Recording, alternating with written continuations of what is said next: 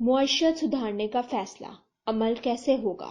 ملک کی معیشت اور سیاست کے حوالے سے بے یقینی کی صورتحال میں چند روز قبل یہ خبر نظر سے گزری کہ حکومت نے ذخیرہ اندوزوں، اسمگلروں اور چوروں کے خلاف کریک ڈاؤن کا فیصلہ کیا ہے۔ نیوز چینلز نے بھی یہ نیوز بلٹن میں اس خبر کو نمایاں طور پر پیش کیا، جس میں یہاں تک بتایا گیا کہ حکومت نے ان کاموں میں ملوث اور سہولت کار سرکاری ملازمین اور افسران کی فہرستیں تیار کر لی ہیں اور ان سب کے خلاف تمام متعلقہ ادارے ایکشن میں آ چکے ہیں۔ یہ خبر سن کر دل نے اس پر یقین نہ کرنے کے باوجود شکر ادا کیا کہ کوئی تو ایسی خبر اور اعلان سامنے آئے جس پر اگر عمل کیا جائے تو ملک کے لیے خیر کی ہی علامت سامنے آ سکتی ہے۔ لیکن سوال تو یہ بھی ہے کہ ایسے اعلانات تو کئی بار پہلے بھی ہو چکے ہیں، آپریشن شروع بھی کیے گئے، مگر علمی طور پر کسی کو بھی حتمی نتائج تک نہ پہنچایا جا سکا۔ کبھی سیاست آڑے آ گئی، کبھی سرکاری افسران اور کبھی عدالتیں، ارغرض ہم نے بھی کبھی ایسے اعلانات کے بیل منڈے چڑھتے نہیں دیکھے۔ اگر ملک کی تاریخ میں ایک بار بھی مکمل طریقے سے ایسے عناصر کے خلاف بھرپور کارروائی کی جاتی تو ان کو دوبارہ ایسا کرنے کا موقع نہ ملتا۔ ایسے لوگ کچھ دن اپنا کام بند کر انڈر گراؤنڈ ہو جاتے ہیں اور ان میں سے ہی کچھ حکومت کے ساتھ مل کر ان فیصلوں کی تائید کرتے کہ چوروں اور اسمگلروں کو ڈھونڈنے میں اس کا ہاتھ بٹانا شروع ہو جاتے ہیں، اور پھر جب یہ کارروائیاں ٹھنڈی ہوتی ہیں تو وہ دوبارہ میدان میں آ کر پچھلا حساب برابر کر لیتے ہیں۔ ماضی کے انہی تجربات کی وجہ سے ہمارا دل ابھی یہ ماننے کو تیار نہیں کہ کریک ڈاؤن کون اور کب تک کرے گا۔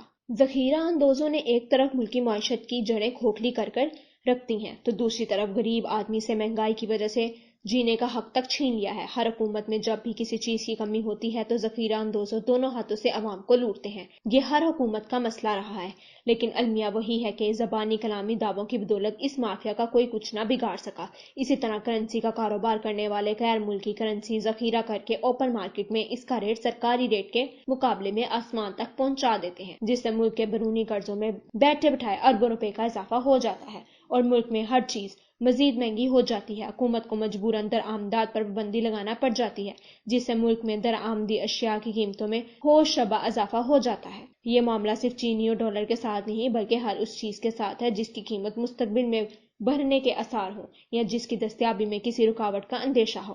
پیٹرول، آٹا، ادویات یا سبزی اور دالیں، سب کے ساتھ یہی ہوتا ہے اور عام آدمی ہر روز کسی نہ کسی وجہ سے مہنگائی کا خود ساختہ عذاب جھیلتا ہے۔ ساتھ میں حکومت کے یہ بیانات کہہ کر ہر چیز ملک میں وافر مقدار میں موجود ہے اور مقررہ ریٹ پر دستیاب ہے، لوگوں کے غصے میں جلتی پر تیل کا کام کرتی ہے۔ اب آئیے تیل، چینی اور آٹے کی اسمگلنگ کی طرف، جو آج کا مسئلہ نہیں۔ ہر حکومت نے اس کے خلاف بڑے بڑے اعلانات کیے مگر نتیجہ صفر ہی رہا، کیونکہ ان اعلانات پر عمل کرنے کے لیے جن فیصلوں کی ضرورت تھی وہ حکومتوں کے بس کی بات نہیں تھی، کیونکہ ان میں بہت سے پردہ نشینوں اور الیکٹیبلز کے پڑ بھی کٹنے کا خدشہ تھا۔ اب نگران حکومت نے یہ سارے کٹے ایک بار پھر کھول دیے ہیں۔ نگران حکومت کے لیے یہ بھی بہت اچھی بات ہے کہ ملک کے سپہ سالار اعظم نے بھی اس سارے کام میں حکومت کا ساتھ دینے کا اعلان کیا ہے، کیونکہ ان مافیاز کے خلاف الیکشن اور آپریشن ملک میں موجودہ تمام مقتدر اداروں کے دو ٹوک مدد کے بغیر ناممکن ہے۔ اس لیے اس میں ہر اس ادارے، ایجنسی اور فرد کو شامل کیا گیا